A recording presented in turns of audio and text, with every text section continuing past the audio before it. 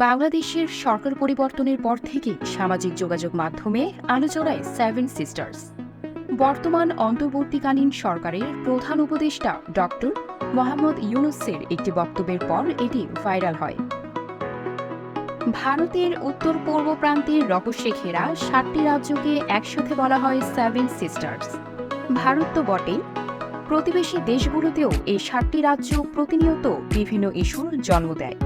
Seven সিস্টার্সের ইতিহাস ঘাঁটতে গেলে আমাদের ফিরে যেতে হবে সেই 1972 সালে। ত্রিপুরা রাজ্যের সাংবাদিক জ্যোতিপ্রসাদ সাইকিয়া সর্বপ্রথম 7টি রাজ্যকে একত্রে সেভেন সিস্টার্স নামে উল্লেখ করেন। ভারতের অরুণাচল প্রদেশ, মেঘালয়, আসাম, মণিপুর, মিজোরাম, নাগাল্যান্ড এবং ত্রিপুরা রাজ্য সেভেন সিস্টার্স হিসেবে পরিচিত। এই 7টি রাজ্যের উপরে তিনি একটি বইও লেখেন, যার নাম ল্যান্ড অফ সেভেন সিস্টার্স।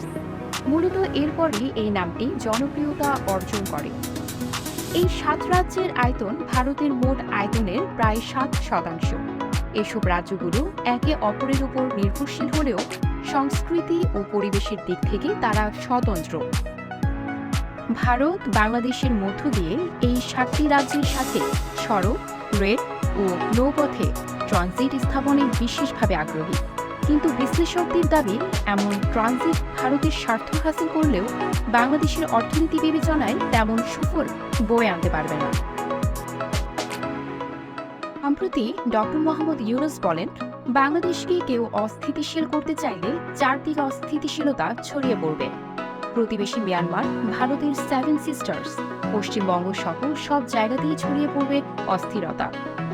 ভারতের সংবাদ মাধ্যম এনডিটিভিকে দেওয়া এক অনলাইন সাক্ষাৎকারে নোবেল বিজয়ীর এমন বক্তব্যে নতুন করে আলোচনায় আসতে শুরু করে এই সেভেন সিস্টার্স।